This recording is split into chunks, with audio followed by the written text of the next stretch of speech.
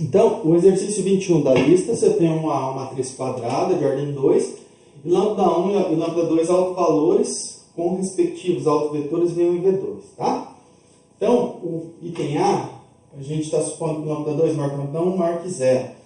E eu tenho uma solução aqui, x de t, x de t, y de t, né?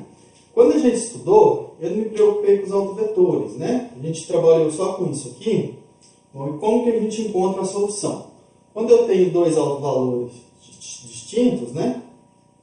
Eu tenho a solução x de t, ela é e elevado a lambda 1t, e y de t, ela é e elevado a lambda 2t, né?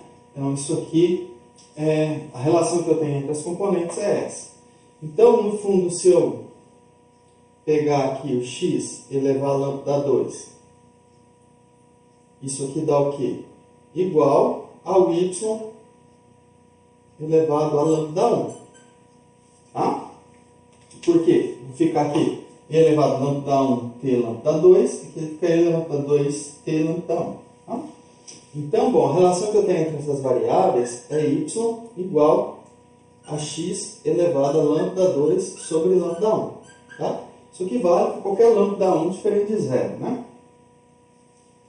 Bom, agora o que a gente tem? Que o lambda 2 é menor que lambda 1. Né? Então, y lambda 2 sobre lambda 1, com lambda 2 sobre lambda 1 positivo, ou maior que 0 e menor do que 1. Né? Lambda 2, o caso em si tem A, o 0 menor que lambda 2 sobre lambda 1, menor do que 1. Tá? Então, o expoente entre 0 e 1 então, se comportaria como uma raiz. Né? Bom, onde que entra essa história aqui dos autovetores? Né? Quando eu pensei aqui, quando a gente trabalhou no exemplo, eu não trabalhei com esses autovetores. Mas o que a gente sabe?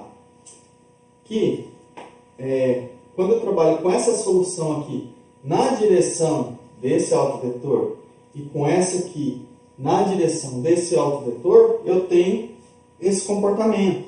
Tá? Então, quando eu fiz lá, eu fui pensando mesmo no 0 e 0, 1. Mas aqui eu tenho esses autovetores.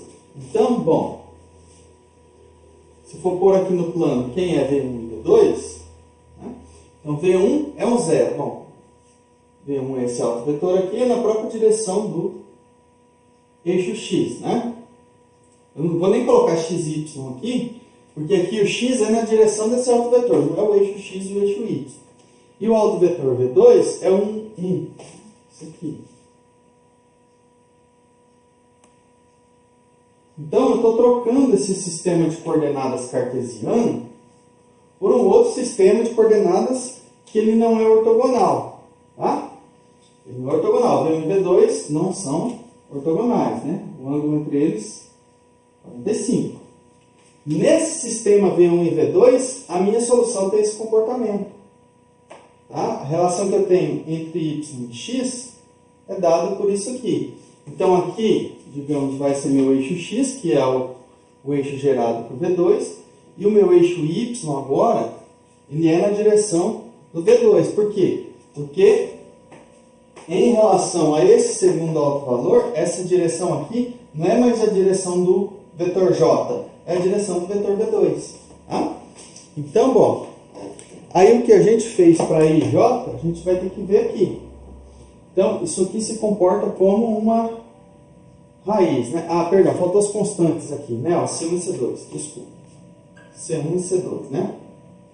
Então, aqui vai aparecer uma constante K.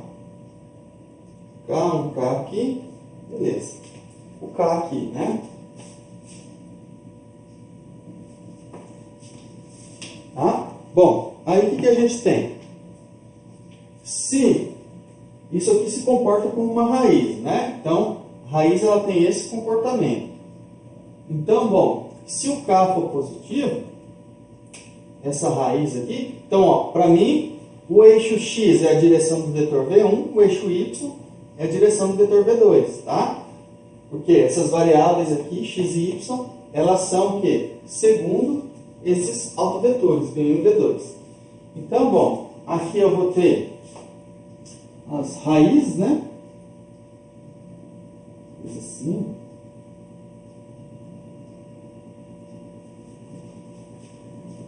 Bom, quando o K for positivo, né? Aqui K positivo, e eu tiver também X e Y positivos, né? Então, bom, o que está acontecendo? Quando eu mando T para infinito, o X está indo para infinito, o Y também. Então, elas estão indo nesse sentido aqui. Então, K positivo, na verdade, é a relação que eu tenho entre C1 e C2, né? Bom, se eu tiver K positivo ainda, só que agora X negativo, então eu vou estar com a parte negativa aqui também, né? Então, eu vou ter menos, digamos assim, menos uma raiz. Coisas assim. Então, ó, o que está delimitando são os meus eixos, vamos dizer assim, são V1 e V2, não mais X e Y, tá? Não são ortogonais.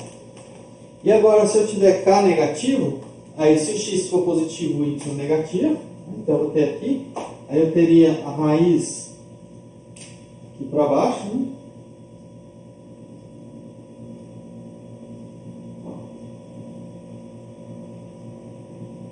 Bom, à medida que o T cresce, né, os dois aqui vão para infinito, o E elevado a lambda 1 e elevado a lambda 2, o que vai dizer se é mais infinito ou menos infinito é o sinal do C1. Então,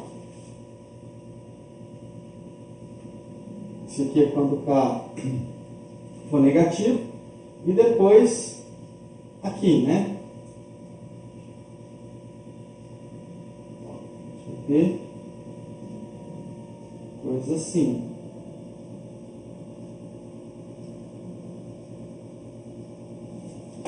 Então, observa o que a gente fez, na verdade, deixa eu só colocar aqui para fazer uma comparação. Quando a gente fez lá o exemplo, né? A gente considerou x e y aqui como os eixos cartesianos, e aí a gente tinha isso aqui, né? A raiz, só que a raiz envolvendo esses dois eixos, né? Y em função de x, mas y em função de x agora ele modifica só um pouquinho, né? Ó, continua assim. E aqui também, né? A raiz. Então a gente tem uma certa simetria, né? Aqui a gente vai ter a simetria também. Só que a simetria vai ser em relação a esse eixo x e o eixo y, V1 e V2, né? Dados por V1 e V2. Tá? Então, o comportamento é basicamente o mesmo. Tá? Mas aí o que a gente está pegando? Bom, a relação que eu tenho entre x, a primeira componente aqui e a segunda componente é a segunda é uma constante, a primeira elevada a um expoente entre 0 e 1. Né? Então é alguma raiz. Só que meu sistema de coordenadas aqui, agora, bom, a direção x é a direção do vetor V1 e a direção y a direção do vetor V2. Tá? Então observe que eles são muito semelhantes. A diferença é essa, né? Que você está usando um outro sistema de coordenadas. Então, eu vou ter que trabalhar aqui nesse sistema de coordenadas. Quando eu pensei lá, eu já pensei que a matriz A fosse dessa forma. Né? Então, se eu mudar os autovetores, o que vai acontecer? Eu vou simplesmente deformar um pouquinho aqui essas curvas. Tá? Mas o comportamento é exatamente o mesmo, independente da base que a gente tiver aqui. Ó, independente da base que a gente pega aqui de vetores. Se for E1, E2, né? Ou se for quaisquer outros autovetores. Ok?